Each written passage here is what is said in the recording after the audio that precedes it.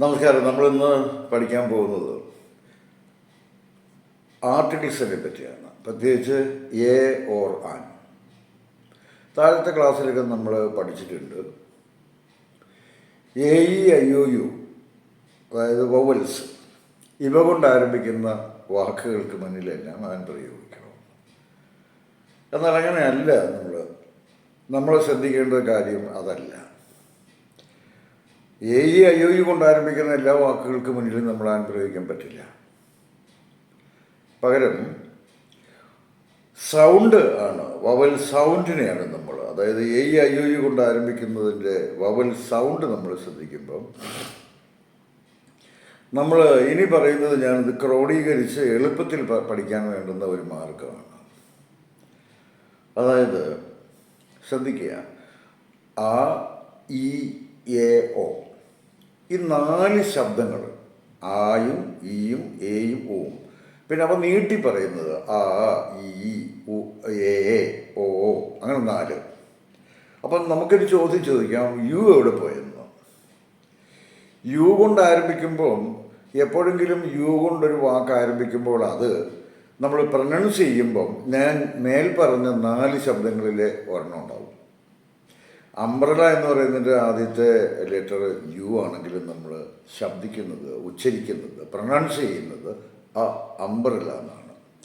അതുകൊണ്ടാണ് ഞാൻ ഈ 4 ശബ്ദങ്ങളെ പറ്റി നിങ്ങൾ മനസ്സിൽ വെച്ചാൽ, അത്രമാത്രം മനസ്സിൽ വെച്ചാൽ അത് വേഗത്തിൽ പഠിക്കാനോ പരീക്ഷകൾക്ക്, കോമ്പറ്റീവ് എക്സാമിനേഷനൊക്കെ പെട്ടെന്ന് മാർക്ക് ലഭ്യമാവുകയും ചെയ്യും.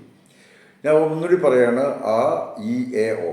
അപ്പോൾ നീട്ടി പറയുമ്പോൾ ആ, ഇ, എ, ഓ, ഈ 4 ശബ്ദം, ആ ശബ്ദമാണ് വരുന്നതെങ്കിൽ എന്ത് ചെയ്യാന്ന് നമ്മൾ ആൻ പ്രയോഗിക്കണം. പിന്നെ എ ഓർ ആൻ കൊണ്ട് ഉദ്ദേശിക്കുന്നത് എന്താണ് എന്നുകൂടി മനസ്സിലാക്കണം. എയ്ക്ക് എ അല്ലെങ്കിൽ ആൻ നമ്മൾ പ്രയോഗിക്കുമ്പം തൊട്ട് പിന്നാലെ ഒരു നാമം ഉണ്ടാവും എന്നുകൂടി മനസ്സിലാക്കണം. കാരണം ഒന്ന് എന്നതിനെ കാണിക്കാൻ വേണ്ടിയാണ് എ ഓർ ആൻ പ്രയോഗിക്കുന്നത്. അതിന് തൊട്ട് പിന്നാലെ ഒരു നാമം ഉണ്ടാവും. ഷി ഈസ് എ ടീച്ചർ എന്ന് നമ്മൾ പറയുമ്പോൾ, ആ എ പറയുമ്പോൾ നാമം വന്നു കഴിഞ്ഞു, ടീച്ചർ എന്നുള്ളത് വന്നു കഴിഞ്ഞു. ഞാൻ അതല്ലേ പഠിപ്പിക്കാൻ ശ്രമിക്കുന്നത്. ഈ എയും ആൻ്റെ കാര്യമാണ്. അതേപോലെ തന്നെ കൺസണൻസ് കൊണ്ട് ആരംഭിക്കുന്ന വാക്കുകൾക്ക് മുന്നിലെല്ലാം എയും പ്രയോഗിക്കണമെന്നാണ്. ഇങ്ങനെയാണ് നമ്മൾ സ്കൂൾ കോളേജ് തലങ്ങളിലൊക്കെ നമ്മൾ പഠിക്കുന്നത്. പക്ഷേ കോമ്പറ്റീറ്റീവ് എക്സാമിനേഷൻ വരുമ്പോൾ എക്സെപ്ഷണൽ കേസുകൾ മാത്രമാണ്. അത് എക്സെപ്ഷണൽ കേസ് എന്നൊന്നും നമുക്ക് പറയാൻ പറ്റില്ല. അത് വളരെ സാധാരണമാണ്. ഞാനീ പറഞ്ഞ 4 ശബ്ദങ്ങളും എപ്പോഴും മനസ്സിൽ സൂക്ഷിച്ചു കഴിഞ്ഞാൽ നിങ്ങൾക്ക് ആ മാർക്ക് ഈസി ആയിട്ട് നേടിയെടുക്കാൻ കഴിയും. പ്രൊനൗൺസ് ചെയ്യുമ്പോഴും, ഉച്ചരിക്കുമ്പോഴും, സംസാരിക്കുമ്പോഴും, എഴുതുമ്പോഴും ഒക്കെ നിങ്ങൾക്ക് കൃത്യമായും വ്യക്തമായും നിങ്ങൾക്ക് എഴുതാൻ കഴിയും. നമുക്കറിയാം,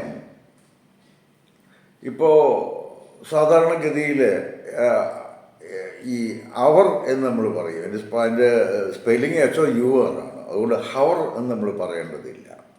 അതിൻ്റെ ഉച്ചാരണം അവർ എന്നാണ്. An hour later, an hour ago എന്നൊക്കെ നമ്മൾ ആനാണ് അവിടെ പ്രയോഗിക്കുന്നത്. അതുപോലെ തന്നെ തെറ്റായി ചിലർ പ്രയോഗിക്കുന്നതാണ് യങ് എന്നുള്ള പ്രയോഗം. എങ്ങെന്നല്ല, യങ് എന്നാണ്. He is an young fellow എന്നല്ല പറയേണ്ടത്. ഹി ഈസ് എ യങ് എന്ന് പറയണം. യങ് ഫെല്ലോ എന്ന് പറയണം. He is A young man എന്ന് പറയണം. അപ്പോൾ വൈ കൊണ്ടാണെങ്കിൽ എന്താണ് അവർ നമ്മൾ ഉച്ചരിക്കുന്നതാണ്. അതെങ്ങനെ നമ്മൾ പറഞ്ഞിരുന്നത് എങ്ങെന്നങ്ങ് പറയാറുണ്ട്. പക്ഷെ അതല്ല, യങ് എന്നാണ്. Young A young man, young fellow എന്ന് പറയണം.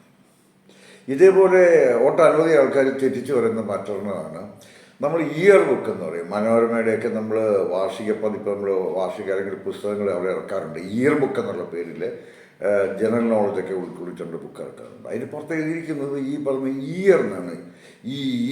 ഇയർ ബുക്ക് എന്നാണ് പറയുന്നത്. അപ്പോൾ അങ്ങനെയാണ് ഇയർ എന്ന് ഉച്ചരിക്കുന്നതെങ്കിൽ ആ ഇയർ നമ്മൾ പറയണ്ടേ? അങ്ങനെ പറയാൻ പാടില്ല. അത് ഇയറാണ്. എഴുതി ചുരുട്ടിക്കെട്ടി വള്ളി ഇട്ടിട്ടാണ് പറയുമ്പോൾ ഇയർ എന്നാണ്.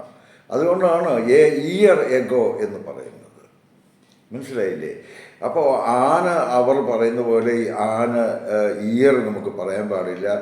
ആന എന്നുള്ളതൊന്നും പറയാൻ പാടില്ല. മനസ്സിലായില്ല? അവർ എന്നുള്ളതിൻ്റെ പ്രൊനൗൺസിയേഷൻ എന്താണ്? അതിൻ്റെ വാക്കുകൾ എന്ത് സ്പെല്ലിംഗ് ആണെങ്കിൽ HOUR ആണ്. അതുപോലെ ഓണസ്റ്റ് എന്ന് പറയുമ്പോൾ HONEST ആണ്, അതിൻ്റെ H സൈലൻ്റ് ആണ്, അവറിൻ്റെ H സൈലൻ്റ് ആണ്. രണ്ടും ഒന്ന് ഓണസ്റ്റ് എന്നാണ്, ഓണിസ്റ്റ്, അതിൻ്റെ ഉച്ചാരണം ഓണിസ്റ്റ് എന്നാണ്. അതേപോലെ അവർ എന്നാണ് പറയുക. ഇതൊക്കെ നമ്മൾ ഈ പറഞ്ഞ 4 കാര്യങ്ങൾ പഠിച്ചു വെക്കാമെങ്കിൽ നമുക്ക് ഈസി ആയിട്ട് നമുക്ക് എന്താണ് നമുക്ക് എഴുതുകയും വായിക്കുകയും ചെയ്യുമ്പോൾ കൃത്യമായിട്ട് നമുക്ക് എഴുതാൻ കഴിയും. പിന്നെയും മറ്റൊരു കാര്യം ഞാൻ പറയാൻ ശ്രമിക്കുന്നത്, ഈ കൺസണൻസ് എന്ന് പറയുമ്പോൾ നമുക്ക് അതിനകത്ത് എന്താണ് അതിന് മുന്നിൽ നമ്മൾ തന്നെ പ്രയോഗിക്കണം. പക്ഷേ അത് മാത്രമല്ല, ഈ കൺസണൻസ് എപ്പോഴെങ്കിലും ഉപയോഗിച്ച് ഷോർട്ട് ഫോംസ് നമ്മൾ രൂപപ്പെടുത്തുമ്പോൾ, ഷോർട്ട് ഫോം, അതായത് ലോവർ ഡിവിഷൻ ക്ലർക്ക് എന്ന് പറയുന്ന ലോവർ ഡിവിഷൻ എന്ന് പറയുന്നതിൻ്റെ ഷോർട്ട് ഫോം LD എന്നാണ്, LD ക്ലർക്ക് എന്നാണ്. ആ കൺസണൻസ് നമ്മൾ ഉച്ചരിക്കുമ്പോൾ ആദ്യം വരുന്ന ശബ്ദം എന്താണ്?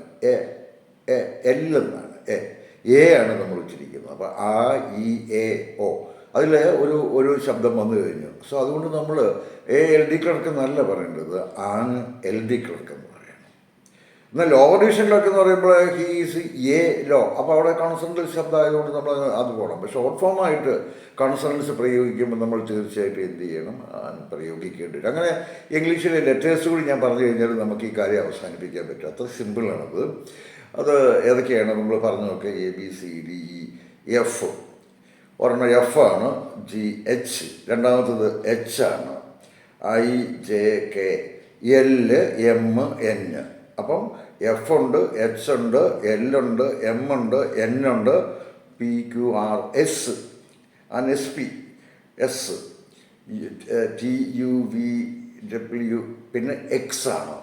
ഇത്രയും എന്താണ് ലെറ്റേഴ്സ് ഷോർട്ട് ഫോംസ് വരുമ്പോൾ എന്ത് ചെയ്യണം? നമ്മളത് പ്രയോഗിക്കണം. പിന്നെ 6 നമുക്ക് ഉൾക്കൊള്ളിക്കാം. കാരണം 6 എന്നുള്ളതിൻ്റെ ഉച്ചാരണം ആയാണ്. അപ്പോൾ ഒന്ന് നിങ്ങൾ പറഞ്ഞു നോക്കിയാൽ മതി ഏതൊക്കെയാണ് 26 ലെറ്റേഴ്സിൽ ഏതൊക്കെയാണ് ഈ ആയും എയും ഒക്കെ നൽകുന്ന ഉച്ചാരണം നൽകുന്ന ഏതൊക്കെയാണ്, അവയെ കണ്ടെത്തിയിട്ട് എന്ത് ചെയ്യുക. അത് വളരെ സിമ്പിളാണ്. ഞാൻ ഇപ്പോൾ പറഞ്ഞു കഴിഞ്ഞു. F കഴിഞ്ഞിട്ട് പിന്നെ എന്താണ്? H ഉണ്ട്, L ഉണ്ട്, M ഉണ്ട്, N ഉണ്ട്, R ഉണ്ട്, S ഉണ്ട്, X ഉണ്ട്. ഇത്രയത്തിൻ്റെ മുന്നിൽ എന്താണ്? അത് ഷോർട്ട് ഫോംസ് ആയിട്ട് വന്നു കഴിഞ്ഞാൽ എന്താണ്? അതിൻ്റെ മുന്നിൽ ഡെഫിനറ്റായിട്ട് ഞാൻ പ്രയോഗിക്കണം. മനസ്സിലായില്ലേ? അപ്പോൾ തീർച്ചയായിട്ടും എന്താണ് ഈ എയും ആനും പ്രയോഗിക്കുമ്പോൾ ഇത്രേ പഠിക്കാനുള്ളൂ. അതിന് ദിവസങ്ങളോളം കുത്തി ചെയ്തിട്ട് അതിൻ്റെ ബാക്കിയുള്ള നിയമങ്ങളും ഒന്ന് പഠിച്ച് ബാക്കി വെച്ചിട്ട് നമുക്കങ്ങനെ എഴുതാനൊന്നും കഴിയുമെന്ന് എനിക്ക് തോന്നുന്നില്ല. ഞാൻ എൻ്റെ എക്സ്പീരിയൻസിൻ്റെ വെളിച്ചത്തിൽ വളരെ സിംപ്ലിഫൈ ചെയ്തതെന്ന് മാത്രമേ ഉള്ളൂ. AUIOUൻ്റെത് ശബ്ദത്തിനാണ് പ്രാധാന്യം, അല്ലാതെ വവലായതുകൊണ്ട് അതുകൊണ്ട് ആരംഭിക്കുന്ന എല്ലാ വാക്കുകൾക്കുള്ളിൽ പ്രയോഗിക്കുക എന്നുള്ളതിൻ്റെ ഉച്ചാരണത്തിനെ കൂടി ബേസ് ചെയ്ത് വേണം ഇത് ഉപയോഗിക്കാനായിട്ട്. ഇനി തെറ്റരുത്. ഞാനീ പറഞ്ഞ കാര്യങ്ങൾ മനസ്സിൽ വെച്ചാൽ ഒരിക്കലും നിങ്ങൾക്ക് തെറ്റുകയില്ല. മനസ്സിലായില്ലേ? അപ്പോൾ ആ വാക്കുകളും അവയുടെ ഉച്ചാരണങ്ങളും ഒക്കെ എന്ത് ചെയ്യണം? നമ്മൾ ശരിക്കും നോക്കണം. അത്യാവശ്യം പഠിച്ചിട്ട് വേണം നമ്മൾ പരീക്ഷ എഴുതാൻ പോകേണ്ട. വാക്കുകളുടെ ഉച്ചാരണം നോക്കിയിട്ട് വേണം പ്രയോഗിക്കണോ പ്രയോഗിക്കണോ എന്ന് തീരുമാനിക്കേണ്ടത്. പിന്നെ ഷോർട്ട് ഫോംസിൻ്റെ അതത്ര തന്നെയുള്ളൂ. അല്ലാതെ വാരിക്കെട്ടി പറയാനും വേണ്ടിയുള്ള കാര്യങ്ങളൊന്നും ഇതിനകത്തില്ല. Very simple, easy. ഇത് ഗ്രാമർ ആണെങ്കിൽ എന്താണ്, ഞാൻ ലളിതമായി പറഞ്ഞത് മാത്രമേ ഉള്ളൂ കേട്ടോ. എല്ലായ്പ്പോഴും അത് മനസ്സിൽ സൂക്ഷിക്കുക. പരീക്ഷയിൽ പഠിക്കുമ്പോൾ പിന്നെ എഴുതുമ്പോൾ അതൊക്കെ എന്താണ് മനസ്സിൽ സൂക്ഷിക്കാൻ ശ്രമിക്കണം. കൂടുതൽ മാർക്കുകൾ വാങ്ങാൻ ആശംസിക്കുന്നു. നമുക്ക് മറ്റേ ഒരു ക്ലാസ്സുമായി വീണ്ടും വരാം. ഞാൻ ജോസ്.